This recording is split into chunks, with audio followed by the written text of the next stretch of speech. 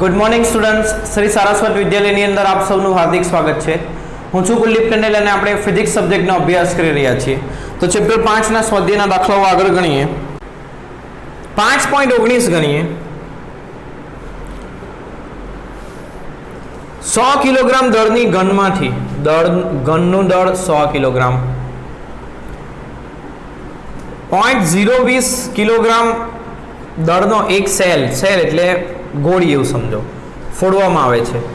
ઘનની નાળમાંથી બહાર આવતી સેલની ઝડપ છે કેટલી? 80 મીટર પ્રતિ સેકન્ડ. તો ઘન કેટલી ઝડપથી પાછળ ફેંકાશે? ઘન એટલે આ ગોળીની છે એટલે બુલેટની લખીએ અને ઘનની ઝડપ આપણે શોધવાની છે. એટલે આ ઘન છે, તેમાંથી ગોળી બહાર આવે છે. તો ચાલો આમાં શું થયું? ઘને ગોળી પર બળ લગાડ્યું, ગોળીએ ઘન પર, એટલે બાહ્ય બળ 0 છે. બાહ્ય બળ 0 છે, તેથી વેગમાન સંરક્ષણના નિયમ પરથી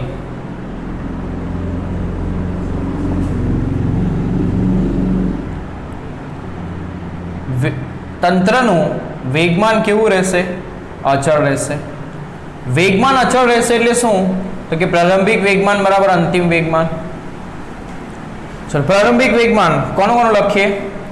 તો ગોળીનું દળ, ગોળીનો પ્રારંભિક વેગ, બંદૂકનું દળ, બંદૂકનો પ્રારંભિક વેગ. ગોળી એટલે બુલેટનો બી લખવાનો છે અને ગનનો જી. હવે અંતિમ વેગમાન લખીએ તો ગોળીનું દળ, ગોળીનો અંતિમ વેગ અને બંદૂકનું દળ, બંદૂકનો અંતિમ વેગ. શરૂઆતમાં બંને સ્થિર હતા એટલે શરૂઆતમાં બંનેના વેગ એ શું હશે? 0 જશે. આ 0 ને આ પણ 0 એટલે આ 0 વત્તા 0 0 થઈ જશે. તો m ઇન્ટુ વીબી બરાબર પ્લસ એમ વીજી થશે. તો આના પરથી માઇનસ એમ વીજી બરાબર એમ વીબી થયું. આને ડાબી બાજુ લાવ્યા તો આના પરથી વીજી બરાબર શું થશે? Minus M VB divide by capital M. તો ગોળીનો ઘનનો વેગ કેટલો આવશે? માઇનસ 0.020 ભાગ્યા 100 અને બુલેટનો વેગ કેટલો છે? 80. એટલે કેટલો આવશે જવાબ? હવે આને એક કામ કરીએ આપણે, પ્લસ માઇનસની રીત વાપરીને લખીએ અથવા તો આ રીતે જ જવાબ લખીએ. પ્લસ માઇનસ કન્સિડર ન કરવું હોય તો ધારો કે ફક્ત મૂલ્ય વાપરીએ તો માઇનસ આપણને એની દિશા બતાવશે, બીજું કંઈ નહીં. આ માઇનસ બતાવે આના કરતાં વિરુદ્ધ દિશામાં, જેને પ્લસ લીધું છે એના કરતાં. એટલે સિમ્પલ આપણે પ્લસ માઇનસ વાપરીએ તો સદી સ્વરૂપે લખવાની જરૂર નથી. સદી સ્વરૂપે લખો તો પછી આઈ કેપ લખવું પડે.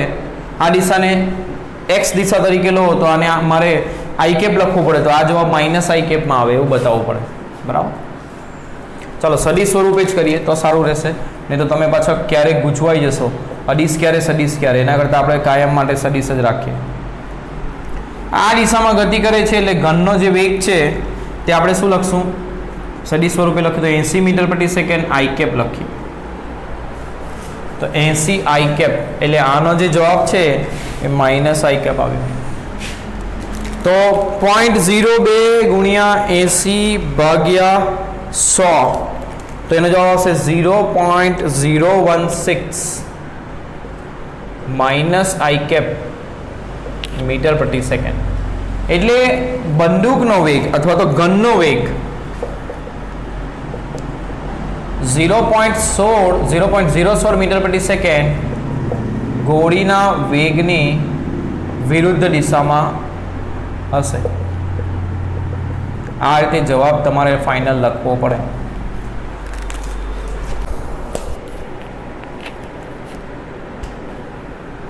પાંચ 5.20 ગણીએ.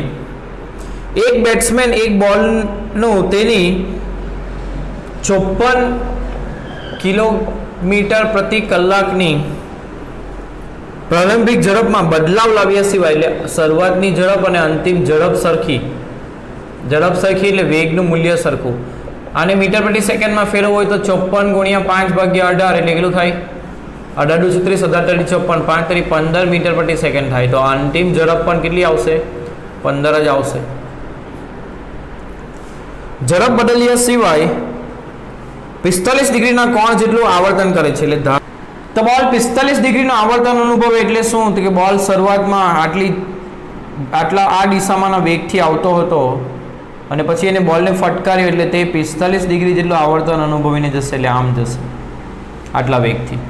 આ ખૂણો કેટલો હશે? 45. તો આ લાઈન દોરીએ તો આ ખૂણો એનો અડધો થાય. આ ખૂણો અને આ ખૂણો એટલે અડધો એટલે કેટલું થશે? 22.5 ડિગ્રી. આટલા થશે આ બંને ખૂણા 22.5 ડિગ્રી. બરાબર. હવે આ શરૂઆતનો વેગ vi છે, એના બે ઘટકો બનાવીએ તો આ રીતે બનશે. હવે અહીંયા 22.5 છે તો આ z બને છે એટલે આને આ ખૂણો સરખો એટલે આ ખૂણો 22.5 તો આ પણ 22.5. તો આ થશે vi cos 22.5 કેમ કે એ થીટા સાથે છે.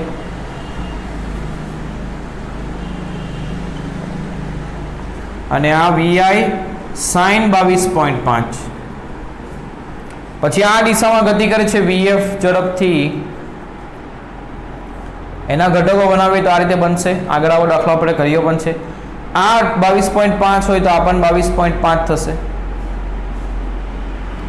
તો આ થશે vf sin 22.5 અને થીટા સાથેનો ઘટક vf cos 22.5. હવે આપણે એવું કરીએ, આને y દિશા લઈને આને x આ રીતે કરીએ તો શરૂઆતનો વેગ કેવી રીતે લખાશે? વેગનું મૂલ્ય આ રાખીએ, v જ રાખીએ. એટલે વેગને ધારો કે શરૂઆતનો વેગ જે છે એનું મૂલ્યને v લખીએ તો v cos 22.5 ડિગ્રી કઈ દિશામાં? ધન x દિશામાં એટલે i કેપ લખાય. અને આ ઋણ y દિશામાં એટલે માઇનસ j કેપ એટલે માઇનસને આગળ લખો તો v sin 22.5 અથવા vi લખો. ચાલો તમે ગુચવાઓ નહીં તો એની કિંમત vi લખી છે આપણે. આટલા ડિગ્રી માઇનસ j કેપ એટલે માઇનસ લખ્યું છે. અંતિમ વેગ લખીએ. આ દિશામાંનો ઘટક ઋણ x દિશામાં એટલે minus vf cos 22.5 degree i cap minus i cap લખ્યું. અને આ ઋણ y દિશામાં એટલે minus vf cos 22.5 degree j cap. તો ચાલો, બળનો આઘાત એટલે વેગમાનમાં થતો ફેરફાર. વેગમાનમાં થતો ફેરફાર એટલે અંતિમ વેગમાન માઇનસ પ્રારંભિક વેગમાન. આ સદી સ્વરૂપે લખવું પડે, ભૂલ કોઈ જગ્યાએ મારી પણ થઈ શકે તો તમે ધ્યાન રાખજો એનું. અંતિમ વેગમાન એટલે દળ ગુણ્યા અંતિમ વેગ, દળ ગુણ્યા પ્રારંભિક વેગ. દળને કોમન કાઢીએ તો અંતિમ વેગ માઇનસ પ્રારંભિક વેગ. તો પહેલા અંતિમ વેગ લખીએ minus vf cos 22.5 degree i cap minus vf cos 22.5 degree. Sorry, અહીંયા બંને cos લખાઈ ગયા. અંતિમ વેગમાં આ cos અને y ઘટકવાળું sin છે ભાઈ. sin 22.5 degree j cap. આ માઇનસ છે એટલે આ vi ના બંને ચિહ્નો બદલાશે એટલે આ માઇનસ થશે ને આ પ્લસ થશે એટલે minus vi cos 22.5 degree i cap અને minus minus plus vi sin 22.5 degree j cap. તો vf અને vi સરખા છે અને sin 22 આ માઇનસ આ પ્લસ એટલે આ કેન્સલ થશે આખું પદ. હવે vf અને vi બંનેને v જ કહી દઈએ. આ બંનેના કિંમતને શું કહીએ? v. તો v cos 22.5 આ પણ v cos 22.5 એટલે minus 2v cos 22.5 degree i cap. તો minus 2mv cos 22.5 degree i cap. કિંમતો જોઈએ. 22.5 ડિગ્રીની કિંમત જોવી પડશે કોસની અંદર. તો નેચરલ કોસાઇન ટેબલ હશે. નેચરલ કોસાઇન ટેબલની અંદર કિંમત જોઈએ 22.5 ની તો 22.5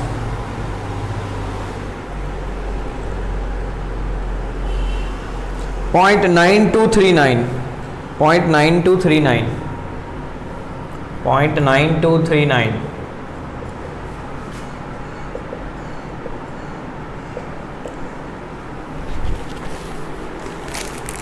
એટલે 0.9239 ઇન્ટુ 15 ઇન્ટુ 0.15 ઇન્ટુ 2 તો જવાબ આવશે 4.16 આઈ કેપ ન્યૂટન સેકન્ડ. તો બળના આઘાતનું મૂલ્ય લખીએ ખાલી, તો બળનો આઘાતનું મૂલ્ય એ 4.16 માઇનસ આઈ કેપ એટલે આ તમે જે દિશા લીધી તેની વિરુદ્ધ દિશામાં આટલું ન્યૂટન સેકન્ડ એના પરનો બળનો આઘાત હશે. દિશા સાથે લખો તો આ જવાબ. 5.21 દોરીના એક છેડે બાંધેલ આટલા કિલોગ્રામ દળના પથ્થરને સમક્ષિતિજ સમતલમાં આટલી ત્રિજ્યાના વર્તુળમાં આટલા રિવોલ્યુશન પરિભ્રમણ પ્રતિ મિનિટની ઝડપથી ઘુમાવવામાં આવે છે. એટલે દળ કેટલું છે એનું 100 કિલોગ્રામ 0.25 કિલોગ્રામ. કેટલી ત્રિજ્યા તો 1.5 મીટર. આ શું આપેલું છે પરિભ્રમણ પ્રતિ મિનિટ. પરિભ્રમણ એટલે શું બતાવે તમને તો એક પરિભ્રમણ એક ચક્ર પૂરું થાય એટલે કેટલું અંતર કપાય 360 ડિગ્રી અને રેડિયનમાં લખો તો 2π એટલે એક પરિભ્રમણ બરાબર 2π રેડિયન કહેવાય. તો અહીં કેટલા પરિભ્રમણ આપેલા છે 40 પરિભ્રમણ. તો 40 પરિભ્રમણ બરાબર કેટલા થાય તો એને કહેવાય કોણીય સ્થાનાંતર. કેટલું કોણીય સ્થાનાંતર 40 ગુણ્યા 2π એટલે 80π રેડિયન જેટલું કોણીય સ્થાનાંતર કર્યું. તો આ જે આપેલું છે 40 પરિભ્રમણ પ્રતિ મિનિટ, તો પરિભ્રમણ એટલે રેડિયન પ્રતિ મિનિટ એટલે કોણીય સ્થાનાંતર ભાગ્યા સમયગાળો એટલે આ કોણીય ઝડપ આપેલી છે ઓમેગા 40 અને પરિભ્રમણને આપણે રેડિયનમાં ફેરવીએ તો એક પરિભ્રમણ બરાબર કેટલા થાય 2π. એટલે સિમ્પલ મેથડ એક પરિભ્રમણ બરાબર 2π. કન્વર્ઝન કેવી રીતે કરવાનું એ શીખવાડું છું. તો એક પરિભ્રમણ બરાબર 2π તો 40 પરિભ્રમણ બરાબર 40 ગુણ્યા 2π આ રેડિયન થઈ ગયું. 1 મિનિટ આ 1 મિનિટ છે એને સેકન્ડમાં ફેરવીએ તો 60 સેકન્ડ. 0 0 કેન્સલ. 4 દુ 8π ભાગ્યા 6 8 ગુણ્યા 3.14 ભાગ્યા 6 તો જવાબ આવશે 0.2 ગુણ્યા 3.14 ગુણ્યા 4 ભાગ્યા 6 તો જવાબ આવશે 4.186 એટલે 19 રેડિયન પ્રતિ સેકન્ડ. આ એની કોણીય ઝડપ થઈ.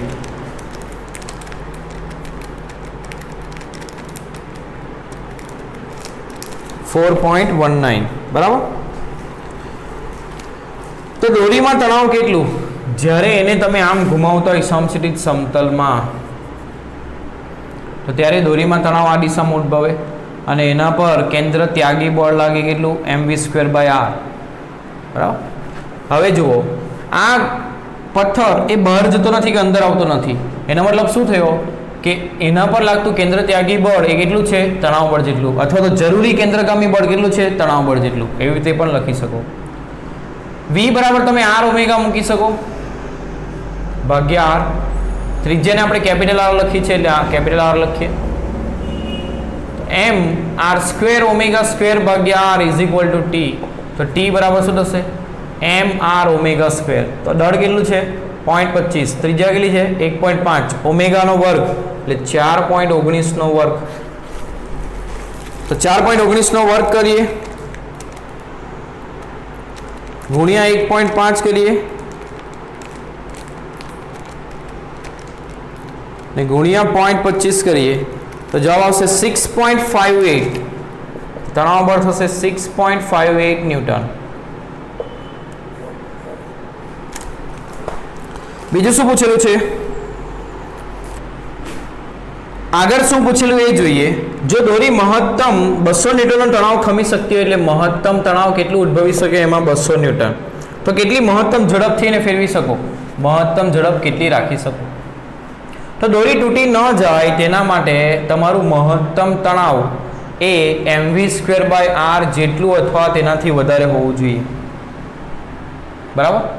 તો આના પરથી RT max ભાગ્યા m greater than equal to v² હોવું જોઈએ. એટલે v² less than or equal to RT max ભાગ્યા m જેટલું હોવું જોઈએ. એટલે v less than or equal to વર્ગમૂળ ત્રિજ્યાને આપણે કેપિટલ R લખી છે, અહીંયા કેપિટલ R લખી દો. તો કેપિટલ RT max ભાગ્યા m જેટલું હોવું જોઈએ. એટલે આ શું બતાવે? વર્ગમૂળ r બરાબર કેટલા? 1.5 મહત્તમ તણાવ 200 ભાગ્યા m બરાબર કેટલા? 0.25. તો શું કરીએ? 0.25 200 ભાગ્યા 0.25 ગુણ્યા 1.5 એ જવાબનું લઈએ આ v² એનું વર્ગમૂળ લઈએ તો 34.64. તમારી ઝડપ આટલી હોવી જોઈએ મીટર પ્રતિ સેકન્ડ. આટલી અથવા આનાથી ઓછી એટલે મહત્તમ કેટલી? આના જેટલી. એટલે 34.64 મીટર પ્રતિ સેકન્ડથી મહત્તમ ઝડપથી તમે એને ફેરવી શકો તો દોરી તૂટશે નહીં. હવે 5.22 દાખલો એ આના ઉપરથી જ છે તો સાથે સાથે ગણીએ. ઉપરના સ્વાધ્યાયમાં જો મહત્તમ ઝડપ કરતાં વધુ ઝડપ આપતા દોરી એકાએક તૂટી પડે તો તૂટ્યા બાદ પદાર્થનો ગતિપથ નીચેનામાંથી કઈ સાચી રીતે વર્ણવી શકાય? જે દિશામાં વેગમાન હશે તે દિશામાં એ પદાર્થ જશે. તો ધારો કે તણાવ બળ કરતાં વધારે આ મહત્તમ ઝડપ કરતાં વધારે ઝડપથી ફેરવીએ, બરાબર, તો શું થશે? દોરી તૂટી જશે. દોરી તૂટી જશે એટલે હવે લાગતું તણાવ બળ નથી રહ્યું. હવે આ કેવી ગતિ કરતો હતો? વર્તુળાકાર. એટલે તેનો વેગ કઈ દિશામાં હશે? સ્પર્શકની દિશામાં. તો એ સ્પર્શક દોરી તૂટી ગયા બાદ એના વેગની દિશામાં જશે એટલે સ્પર્શકની દિશામાં આગળ ફેંકાશે. આગળ પણ આપણે જોયું કે ટ્રકમાંથી પથ્થરને છોડીએ તો ટ્રકના લીધે એનો વેગ આ દિશામાં હતો તે આ દિશામાં ગયો. તેમ આ પણ એનો વેગ આ સ્પર્શકની દિશામાં છે તો સ્પર્શકની દિશામાં ફેંકાઈ જશે. એટલે ઓપ્શન કયો આવશે? તો પથ્થર ત્રિજ્યાવર્તી દિશામાં બહાર ફેંકાય, આ બાજુ બહાર ફેંકાય નહીં. દોરી તૂટે તે ક્ષણથી પથ્થર સ્પર્શકની દિશામાં ગતિ કરે તો આ બી ઓપ્શન આવશે કે દોરી તૂટે તે ક્ષણથી તે સ્પર્શકની દિશામાં ગતિ કરે. અને સી શું આપેલું છે? પથ્થર સ્પર્શક સાથે એવા કોણે ગતિ કરશે કે જેનું માન પથ્થરની ઝડપ આધારિત હશે? એવું હશે નહીં.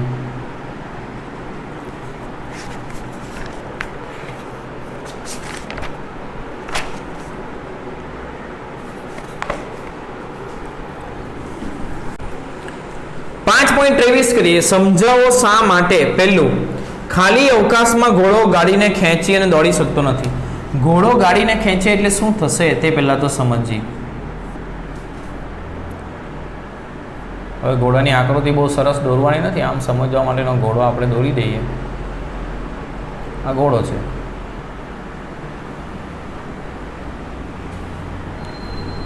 અહીંયા શું થશે? તો ઘોડો પાછળ ધક્કો મારશે,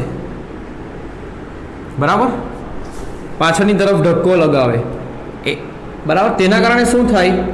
તો આ જે એના દોરીથી આ ઘોડો અને ગાડી બાંધેલા છે એમાં તણાવ ઉદ્ભવશે. એ બંને તણાવ સરખું હશે એટલે એ તણાવના કારણે આ ગાડી આગળ ખેંચાશે. અને ઘોડો પાછળ ધક્કો મારે તો ઘર્ષણ એની તરફ આગળ હશે, ઘર્ષણ એને આગળ તરફ હશે. હવે જો ખાલી અવકાશ હોય, ખાલી અવકાશ એટલે અહીં કશું જ નથી, બરાબર, કશું નહીં હોય, અવકાશ હોય તો એના પર બાહ્ય બળ 0 હોય, બહારથી કોઈ બળ લગાડવાળું પરિબળ જ ન હોય, બહારથી કોઈ બળ લગાવવાળું પરિબળ જ ન હોય. તો શું થાય? તો ફક્ત કયા બળો ત્યાં હશે? આંતરિક બળો, આંતરિક બળો જ હશે. એટલે ઘર્ષણ, વજન બળ આવું કોઈ બળ હશે નહીં, ફક્ત આંતરિક બળો હશે. એટલે શું? ઘોડો આને ખેંચવા જેટલું બળ લગાડશે તેટલું જ બળ આના પર લગાડશે એટલે પરિણામી બળ 0 થઈ જશે. તેના કારણે આ ઘોડો એ ગાડીને ખેંચી શકે નહીં. એટલે જો ફક્ત આંતરિક બળો જ હોય, બે તંત્રમાં બે વસ્તુઓ છે, આ આના પર જેટલું બળ લગાડે આ પણ એના પર એટલું જ લગાડે તો ટોટલ બળ શું થઈ જાય? 0. પણ બાહ્ય પરિબળોના કારણે જો બળ લાગતા હોય તો જ વસ્તુ ખસે. તો બાહ્ય બળ એના પર 0 હોવાને કારણે અવકાશની અંદર એ ઘોડો ગાડીને ખેંચી શકતો નથી. બીજો ઓપ્શન, ઝડપથી ગતિ કરતી બસ એકાએક અટકે ત્યારે મુસાફરો તેમની બેઠકથી આગળ તરફ ફેંકાઈ જાય. કેમ? તમે તમને સમજાવેલું જ. મુસાફર પર લાગતા આભાસી બળના કારણે તે આગળ તરફ ખેંચાઈ જશે. સી, ઘાસ કાપતા મશીનને ધકેલવા કરતાં ખેંચવું સહેલું છે. ઘાસ કાપતું મશીન એટલે આમ અહીંયા રોલર હોય અને અહીંયા ઘાસ કાપવાનો સગવડ આપેલી હોય. એને શું કરવું સહેલું છે? ઘાસ કાપવા માટે અહીં ઘાસ હોય, તમે આ રોલરને ફેરવો તો એ કપાતું જાય, બરાબર. તો શું કરવું સહેલું છે તે જોઈએ. તો એવું કીધું છે કે મશીનને ધકેલવા કરતાં ખેંચવું સહેલું, એટલે આને આમ ધકેલીને કાપો એના કરતાં આમ ખેંચીને કાપો તો વધારે સારું. કેમ? તો ચાલો પહેલાં ધકેલીએ તો શું થાય? ધકેલી એટલે આપણે આમ બળ લગાવીએ એફ જેટલું, એટલે એ બળ અહીં લાગે આમ એફ જેટલું. ધારો કે તે એક સમક્ષિતિજ સાથે થીટા ખૂણે લાગે છે, તો તેના બે ઘટક થશે, એક આ ઘટક એક આ ઘટક. આ ઘટક થશે એફ કોસ થીટા અને આ ઘટક થશે એફ સાઇન થીટા. સપાટી વડે લંબ પ્રતિક્રિયા બળ n લાગશે. હવે આ બળ એને આગળ ધકેલે એટલે ઘર્ષણ તેની વિરુદ્ધ દિશામાં આવશે આ તરફ. બરાબર. હવે જો ઘાસને તમારે ઉપાડી લેવું હોય, બરાબર, અને એનું વજન બળ mg નીચેની દિશામાં હશે. જો ઘાસને ઉપાડી લેવું હોય એટલે ઘાસને કાપવું હોય, એટલે ધારો કે તમારે ગતિ આ દિશામાં કરાવવાની છે, તમારે એકચ્યુઅલી આ ગ્રાસ કટરને આગળ લઈ જવાનું છે. આગળ લઈ જવાનું એટલે આ દિશામાં તમારે આ બળ તમારા માટે અગત્યનું. તો આગળ જવા માટે એફ કોસ થીટા એ ઘર્ષણ કરતાં વધુ હોવું જોઈએ. આ જે એફ કોસ થીટા બળ છે એ કેવું હોવું જોઈએ? ગાડી આગળ જાય અથવા તો આગળ વધવા માટે એફ કોસ થીટા એ ઘર્ષણ કરતાં વધુ હોય. ઘર્ષણ બરાબર શું થાય? મ્યુ ઇન્ટુ એન, એટલે બધો આધાર એન પર રાખે છે. તો આ કેસમાં એન કેટલું છે તે જોઈએ. તો આ કેસની અંદર એન છે, હવે આ ઉપર નીચે ગતિ કરતું નથી એટલે ઉપરનું બળ બરાબર નીચેનું બળ, એટલે એન બરાબર mg plus F sine theta હશે આ પહેલા કેસની અંદર. ધારો કે બીજો કેસ જોઈએ જેમાં આપણે એને ખેંચીએ. શું કરીએ? આપણે એને ખેંચીએ, ગ્રાસ કટરને આમ ખેંચીએ, આમ ખેંચીએ એટલે આ દિશામાં આપણે એફ બળ લગાડીએ, એટલે આ દિશામાં એફ બળ છે, તો એના બે ઘટક આમ થશે. ધારો કે સમક્ષિતિજ સાથે થીટા ખૂણે હોય તો આ ઘટક કોસ થીટા થાય, આ ઘટક થાય સાઇન થીટા. લંબ દિશામાં લંબ બળ લાગે n અને નીચેની દિશામાં બળ લાગે mg. બરાબર. અને આ બાજુ ખેંચો તો ઘર્ષણ એની વિરુદ્ધ દિશામાં લાગે.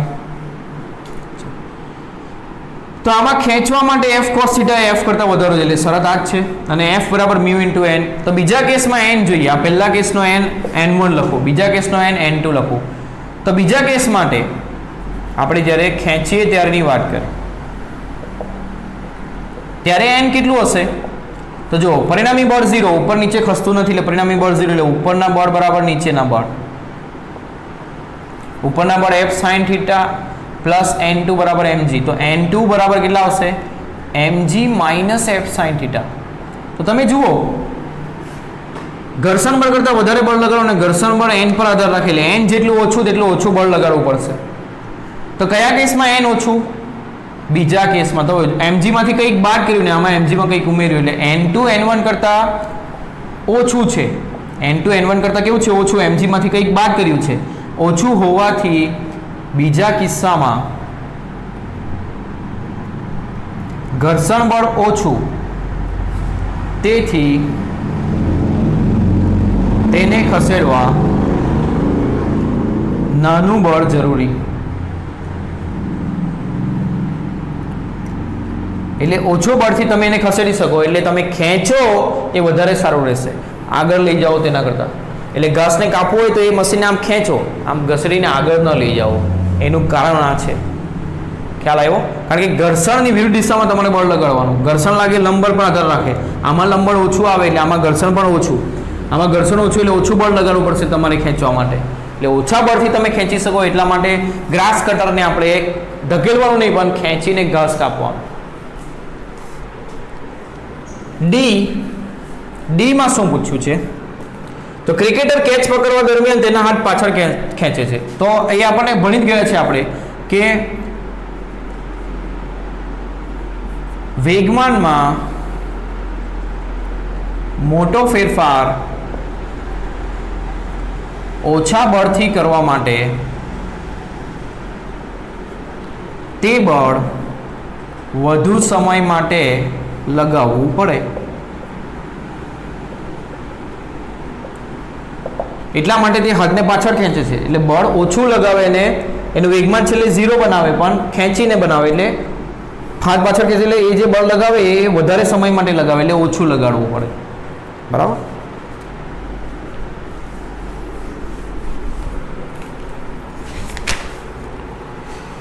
5.26 જોઈએ. એક દોરીને છેડે m દળનો પથ્થર r ત્રિજ્યાના ઉધ્વ વર્તુળમાં ભ્રમણ કરે છે. ઉધ્વ વર્તુળમાં એટલે આ રીતે ભ્રમણ કરે છે. આમ સમક્ષિતિ કીધું હોય તો આમ, ઉધ્વ કીધું હોય તો આમ વર્તુળમાં ભ્રમણ કરે છે. વર્તુળના ઉચ્ચતમ અને ન્યૂનતમ બિંદુએ અધો દિશામાં લાગતા ચોખ્ખા બળ માટે નીચેનામાંથી કયો વિકલ્પ સાચો? નીચેની દિશામાં mg બળ લાગશે, ઉપરની દિશામાં T1. અધો દિશામાં એટલે આ દિશામાં લાગતું પરિણામી બળ. તો પરિણામી બળ કેવી રીતે શોધાય? જે દિશામાં તમે પરિણામી બળ શોધો છો તે દિશામાંનું પ્લસ અને વિરુદ્ધ દિશામાંનું માઇનસ, એટલે mg ને પ્લસ અને T1 માઇનસ. તો આ બિંદુએ આ જવાબ આવશે mg માઇનસ T1. એટલે ન્યૂનતમ સ્થાને નિમ્નતમ બિંદુએ આ જવાબ આવશે. હવે ઉચ્ચતમ બિંદુ એટલે અહીંયા શું થશે? તો કે અહીંયા નીચેની દિશામાં કયું બળ લાગશે? mg. અને તણાવ બળ પણ આ દિશામાં એ T2. એટલે અધો દિશામાં લાગતું બળ, તો અધો દિશામાં લાગતું પરિણામી બળ બંને એક જ દિશામાં અને બંનેને પ્લસ લેવાના, કારણ કે નીચેના બળને પ્લસ લેવાના છે. એટલે આટલું બળ લાગશે કયા બિંદુએ? ઉચ્ચતમ બિંદુએ. તો સિમ્પલ જવાબ કયો જવાબ આવશે? Option A. ન્યૂનતમ બિંદુએ આટલું અને ઉચ્ચતમ બિંદુએ આટલું બળ લાગશે.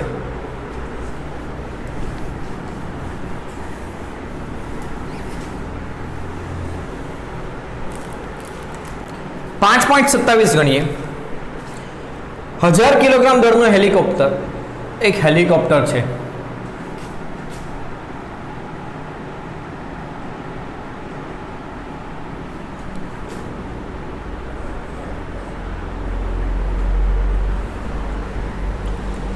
કેટલા દળનું છે? તો હેલિકોપ્ટરનું દળ છે 1000 કિલોગ્રામ. તે 15 મીટર પ્રતિ સેકન્ડ સ્ક્વેરના ઉધ્વ દિશામાંના પ્રવેગથી ઊંચે ચડી રહ્યું છે. આ ઉપર જાય છે કેટલા પ્રવેગથી? એ પ્રવેગથી.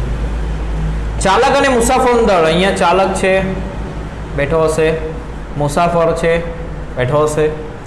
મુસાફર અને ચાલકનું દળ કેટલું છે? 300 કિલોગ્રામ.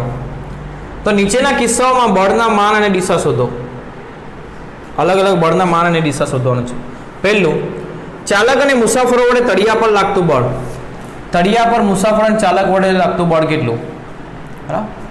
તો મુસાફર અને ચાલક એટલે ટોટલ બળ છે, દળ છે m એ લોકોનું. તો એ દળના લીધે નીચેની દિશામાં વજન બળ mg લાગશે અને તળિયા વડે તેમના ઉપર લંબબળ n લાગશે. તેના ઉપર જે લંબબળ લાગે તે જ તળિયા પર બી એ લોકો એમના ઉપર લાગતું લંબબળ n હશે, તો તળિયા પર એમના વડે લાગતું લંબબળ પણ n હશે. એટલે આપણે n જ શોધવાનું છે. તો ચાલક અને મુસાફર વડે તળિયા પર લાગતું બળ શોધો. તો આ એમના પર લાગતા બળો છે અને તેઓ હેલિકોપ્ટર એ પ્રવેગથી ઉપર જાય એટલે એઓ પણ એ પ્રવેગથી ઉપર જઈ રહ્યા છે. તો ન્યૂટનના ગતિના બીજા નિયમ ઉપરથી એમના પર લાગતું પરિણામી બળ બરાબર શું થશે? દળ ગુણ્યા પ્રવેગ. પરિણામી બળ પ્રવેગની દિશામાંનું પ્લસ એટલે n પ્લસ અને નીચેનું માઇનસ બરાબર m ઇન્ટુ a. તો m કેટલું થશે? ma plus mg. m common કાઢીએ તો a પ્લસ g જેટલું થશે. તો ચાલકો વડે તળિયા પર લાગતું અથવા તો તળિયા વડે ચાલકો પર લાગતું લંબ પ્રતિક્રિયા બળ કેટલું થશે? m. એમનું વજન કેટલું? 300 અને a કેટલું છે? પ્રવેગ 15 વત્તા g કેટલું? 10 એટલે 25 ગુણ્યા 300. તો 25 તરી કેટલું થશે? 75. તો 7500 એટલે 7.5 ગુણ્યા 10⁻³ ન્યૂટન જેટલું લંબબળ લાગશે. એટલે ચાલકો વડે તળિયા પર લાગે અને તળિયા વડે ચાલકો પર, બંને સરખું જ. એટલે તળિયા વડે ચાલકો પર આટલું બળ લાગશે અથવા તો ચાલકો અને મુસાફરો વડે તળિયા પર આટલું લંબ પ્રતિક્રિયા બળ લાગશે. કેટલું? 7.5 ગુણ્યા 10⁻³. બીજી ગણતરી કરીએ. હેલિકોપ્ટરના રોટર વડે આસપાસની હવા પર ક્રિયા બળ. હેલિકોપ્ટરનું રોટર આસપાસની હવા પર બળ લગાવીને આને ઉપર લઈ જાય છે. તો હવે આખું હેલિકોપ્ટર ઉપર જાય છે એટલે કુલ વજન કેટલું? હેલિકોપ્ટરનું પ્લસ ચાલકોનું. તે બધાનું વજન બળ નીચેની દિશામાં હશે કેટલું? mg. બરાબર. અને આ હવાની પાંખ વડે આ પાંખ પર એટલે કે હેલિકોપ્ટર પર હવા વડે લાગતું પ્રતિક્રિયા બળ કઈ દિશામાં હશે? તો એ ઉપર તરફ જાય છે. ઉપર તરફ જવા ધક્કો નીચે તરફ વાગે એટલે હવા એના પર નીચે તરફ બળ લગાડે અને હવા પર એ ઉપર તરફ બળ લગાડે એટલે ઉપર તરફ કઈ પ્રતિક્રિયા બળ r લાગશે અને તે બળથી તેઓ ઉપર જાય છે એ. હવા પર હેલિકોપ્ટર જે પ્રતિક્રિયા બળ લગાડે તેનાથી તેઓ ઉપર જાય છે એ પ્રવેગથી. તો આમાં પણ પરિણામી બળ બરાબર દળ ગુણ્યા પ્રવેગ કરીએ, પણ દળ કેટલું total? m plus m into a. પરિણામી બળ ઉપરની દિશામાંનું પ્લસ અને નીચેની દિશામાંનું માઇનસ બરાબર m plus m into a. તો r બરાબર શું થશે? m plus m a plus m plus m into g. તો m પ્લસ m કોમન કાઢીએ તો શું થશે? a plus g. m કેટલું છે? હેલિકોપ્ટરનો દર 1000 વત્તા 300. a કેટલું છે? પ્રવેગ કેટલા પ્રવેગથી ઉપર જાય છે? 15. અને g કેટલું છે? 10. તો આ 1300 ગુણ્યા 25 1300 ગુણ્યા 25 કરશો એટલે કેટલો જવાબ આવશે?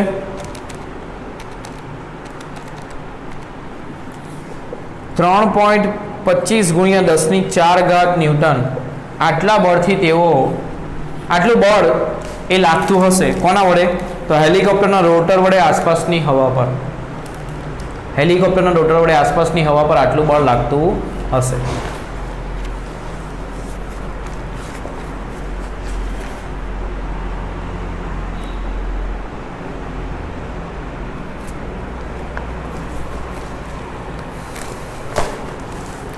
અને આ બળ કઈ દિશામાં હશે? તો ઉપર તરફ. કઈ દિશામાં હશે? ઉપર તરફ.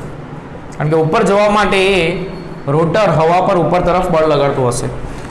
આસપાસની હવા વડે હેલિકોપ્ટર પર લાગતું બળ જેટલું હેલિકોપ્ટરે હવા પર લગાડ્યું એટલું જ હવા હેલિકોપ્ટર પર લગાડે. તો હવા વડે હેલિકોપ્ટર પર લાગતું બળ કેટલું થશે? આટલું જ. પણ કઈ દિશામાં? નીચે તરફ. વિરુદ્ધ દિશામાં લાગશે ન્યૂટનના ગતિના ત્રીજા નિયમ ઉપરથી. તો આ રીતની આ પ્રશ્ન સોલ્વ થશે.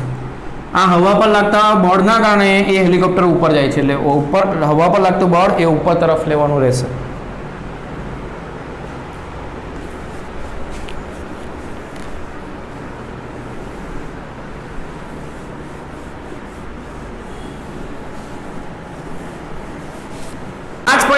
ગણીએ 40 કિલોગ્રામનો એક વાંદરો એક દોરડું કે જે મહત્તમ 600 ન્યૂટનનો તણાવ ખમી શકે. મહત્તમ તણાવ કેટલું? 600 ન્યૂટન. તેના પર વાંદરો કેટલો કિલોગ્રામનો છે? 400 કિલોગ્રામ. તેના પર ચડે છે. નીચેનામાંથી કયા કિસ્સામાં દોરડું તૂટી જશે? પહેલો કિસ્સો, વાંદરો 6 મીટર પ્રતિ સેકન્ડ સ્ક્વેરના પ્રવેગથી ઉપર ચડે. એટલે વાંદરો ઉપર તરફ એ પ્રવેગથી ચડે તો તેના પર લાગતા બળ વાંદરા પર નીચે mg અને દોરીમાં તણાવ બળ t ઉપર. તે ઉપર તરફ ચડે 6 મીટર પ્રતિ સેકન્ડના પ્રવેગથી. એટલે આના ઉપરથી પરિણામી બળ બરાબર શું થશે? દળ ગુણ્યા પ્રવેગ. તો ઉપર લાગતું બળ પ્લસ નીચે લાગતું માઇનસ બરાબર દળ ગુણ્યા પ્રવેગ. તો તણાવ બળ t બરાબર કેટલું આવશે? mg plus ma. m common કરીએ તો g પ્લસ a. વાંદરાનું દળ કેટલું? 40. g કેટલું? 10. અને કેટલા પ્રવેગથી ઉપર ચડે? 6. 10 ને 6 16. 40 ગુણ્યા 16 16 ચોક 64 640 ન્યૂટન. આ તણાવ બળ એ મહત્તમ કરતાં વધારે આવ્યું એટલે દોરી તૂટી જશે. પહેલામાં દોરી શું થશે? તૂટી જશે. બીજામાં ગણતરી કરીએ. વાંદરો 4 મીટર પ્રતિ સેકન્ડ સ્ક્વેરના પ્રવેગથી નીચે આવે. વાંદરાનું વજન બળ નીચે અને દોરી પકડેલી છે તેના લીધે તણાવ બળ ટી ઉપર અને તે એ પ્રવેગથી નીચે આવે. તો ફરી પાછું નીચેનું બળ પ્લસ ઉપરનું માઇનસ બરાબર દળ ગુણ્યા પ્રવેગ. તો આના પરથી mg માઇનસ ma બરાબર ટી. તો આ માટે ટી બરાબર m કોમન કરીએ તો g માઇનસ a. 40 કિલોગ્રામનો વાંદરો 10 માઇનસ પ્રવેગ કેટલો છે એનો? કેટલા પ્રવેગથી નીચે આવે? 4. ને આમાં પ્રવેગ 6 હતો એટલે 6 લીધો હતો. તો 6 ગુણ્યા 4 6 ચોક 24 240 ન્યૂટન. એ ઓછું છે મહત્તમ તણાવ કરતા એટલે દોરડું ન તૂટે.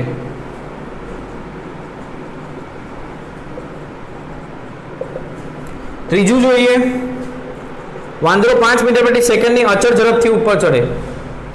નીચે લાગતું બળ mg અને ઉપર લાગતું બળ તણાવ બળ t. બળ તો આ જ લાગશે. નિયમિત ઝડપથી ઉપર ચડે એટલે પ્રવેગ 0. પ્રવેગ 0 એટલે લાગતું બળ પરિણામી બળ 0. પરિણામી બળ 0 એટલે ઉપર બળ બરાબર નીચે એટલે t બરાબર 40 ગુણ્યા 10 એટલે કેટલા થશે? 400 ન્યૂટન. તો 400 ન્યૂટન એ મહત્તમ કરતાં કેવું છે? ઓછું. એટલે t max કરતાં ઓછું એટલે દોરડું ન તૂટે.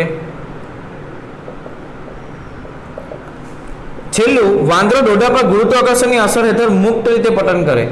એટલે ગુરુત્વાકર્ષણની અસર હેઠળ નીચે આવે એટલે mg બળ નીચેની દિશામાં, t ઉપરની દિશામાં અને g જેટલા પ્રવેગથી નીચે આવે તો પરિણામી બળ નીચેની દિશામાંનું પ્લસ ઉપરનું માઇનસ બરાબર m ઇન્ટુ g.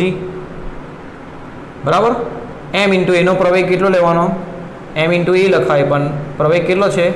જી જ છે, તો એમ જી માઇનસ એમ એ બરાબર ટી થશે, અને એમ એ બરાબર પણ શું છે, જી જ છે, એટલે તણાવ બળ શું આવ્યું, 0, એટલે કોઈ તણાવ બળની જરૂર પડશે નહીં જો તે ગુરુત્વ પ્રવેગથી નીચે આવે, એટલે તણાવ બળ 0 એટલે દોરડું ન તૂટે, કારણ કે તે કેટલું છે, મહત્તમ કરતાં ઓછું છે, 600 કરતાં. તો આ રીતે આ દાખલો સોલ્વ થશે. છેલ્લો દાખલો 5.37, 15 સેન્ટીમીટર ત્રિજ્યાની એક તકતી, આટલા રિવોલ્યુશન પ્રતિ મિનિટ, ફરી પાછું ઓમેગા આપેલું 33.1 રિવોલ્યુશન પર મિનિટ, એને રેડિયન પ્રતિ સેકન્ડમાં કેવી રીતે ફેરવશું? પહેલાં તો 33 ગુણ્યા 3 99 + 1 100/3 કરી દો. રિવોલ્યુશન એટલે 2π રેડિયન, એક રિવોલ્યુશન એટલે મિનિટ એટલે 60 સેકન્ડ, 0 કેન્સલ, 6 × 18 એટલે 20π/18 રેડિયન પ્રતિ સેકન્ડ. આ એની ઝડપ થઈ. આટલી ઝડપથી અને એની કિંમત શોધી દઈએ, કિંમતો મૂકીને 20 × π 3.14/18 કેટલા થશે? 3.45 48 છે, એટલે 3.49 રેડિયન પ્રતિ સેકન્ડ કરી દઈએ. બરાબર.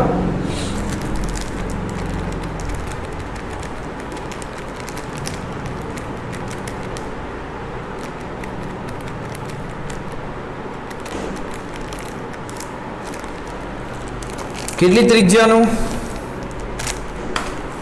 ત્રિજ્યાની તકતી? 15 સેન્ટીમીટર ત્રિજ્યાની તકતી આટલી ઝડપથી ભ્રમણ કરે છે. રેકોર્ડ તકતી એટલે તકતીના કેન્દ્રથી બે સિક્કાઓ 4 સેન્ટીમીટર અને 14 સેન્ટીમીટર દૂર આવેલા છે. એટલે આ તકતી છે, એના પર બે સિક્કા છે, એક અહીંયા છે 4 સેન્ટીમીટર દૂર અને બીજો અહીંયા છે કેટલા સેન્ટીમીટર દૂર? 14 સેન્ટીમીટર દૂર. હવે તકતી જો ભ્રમણ કરે તો આ સિક્કાઓ પણ એના ઉપર વર્તુળાકાર ગતિ કરશે, આમ,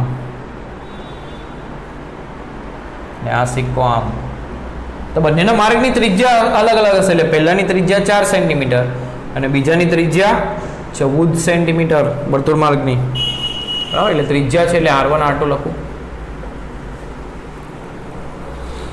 જો સિક્કા અને રેકોર્ડ વચ્ચેનો એટલે તકતી વચ્ચેનો ઘર્ષણાંક મ્યુ બરાબર બે વચ્ચેનો ઘર્ષણાંક 0.15 હોય તો કયો સિક્કો રેકોર્ડ સાથે ભ્રમણ ચાલુ રાખશે ને કયો બહાર ફેંકાઈ જશે?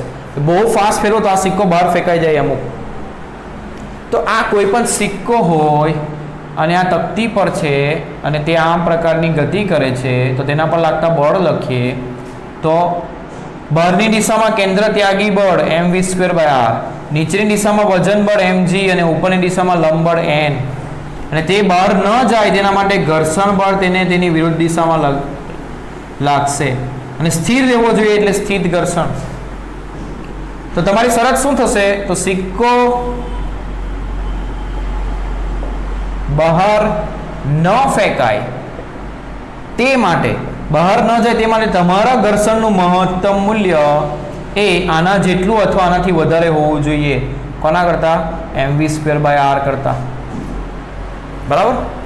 ચાલો, મહત્તમ સ્થિર ઘર્ષણનું સૂત્ર μs × n greater than equal to શું હોવું જોઈએ? mv²/r. હવે v નથી, ઓમેગા છે એટલે આપણે એને v = r ઓમેગામાં ફેરવી દઈએ. r ઓમેગા સ્ક્વેર, ત્રિજ્યાને ચાલો કેપિટલ R લખીએ એટલે mv²/r.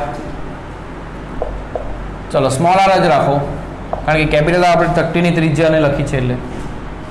તો mr² ω² એટલે mr ω² આવું થશે.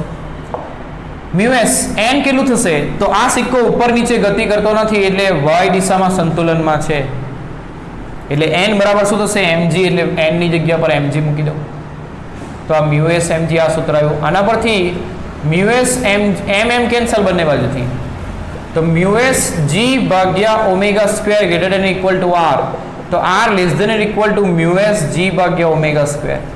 મ્યુએસની કિંમત 0.15 આપેલી છે, g બરાબર 10 અને ઓમેગાનો વર્ગ એટલે 3.49 નો વર્ગ. આ કરીએ તો 0.15 ગુણ્યા 10 ભાગ્યા 3.49 ભાગ્યા 3.49 તો થશે 0.123 મીટર, તો 12.3 સેન્ટીમીટર લખાય. એટલે જો તમારા સિક્કાના વર્તુળમાર્ગની ત્રિજ્યા એ 12.3 અથવા 12.3 થી ઓછી હોય તો તે બહાર ન ફેંકાય. તો અહીં જુઓ તમે, એટલે આટલી મહત્તમ હોવી જોઈએ 12.3 સેન્ટીમીટર. તેનાથી દૂર હશે તો તે બહાર ફેંકાઈ જશે, તેના વર્તુળમાર્ગની ત્રિજ્યા. તેનાથી ઓછી હશે તો ન ફેંકાશે. તો 4 એ 12.3 કરતાં ઓછી છે એટલે આ ન ફેંકાય, અને 14 એ 12.3 કરતાં વધુ છે એટલે તે ફેંકાઈ જશે. એટલે આપણને પૂછેલું શું હતું કે કયો સિક્કો ભ્રમણ ચાલુ રાખશે? તો 4 સેન્ટીમીટર R1 એ Rmax કરતાં ઓછું હોવાથી 4 સેન્ટીમીટર અંતરે રહેલો સિક્કો ભ્રમણ ચાલુ રાખે, અને બીજો સિક્કો એ બહાર ફેંકાઈ જાય. તો આ સિમ્પલ લોજિકથી આપણે સવાલ કર્યા. તો આમાં કોઈ પણ પ્રશ્નો હોય તો મને તમે મેસેજ કરીને પૂછજો, બરાબર? કોઈ કન્ફ્યુઝન હોય તો આપણે એકાદ ડાઉટ સેશન રાખીને સોલ્વ પણ કરીશું. પણ આ બધું ઘરે ગણવાનો પ્રયત્ન કરજો, અને એક્ઝામ માટે ઓલ ધ બેસ્ટ. આટલી વસ્તુ આપણે એક્ઝામમાં લીધી છે તો આટલી તમારે પૂર્ણ કરવાની રહેશે.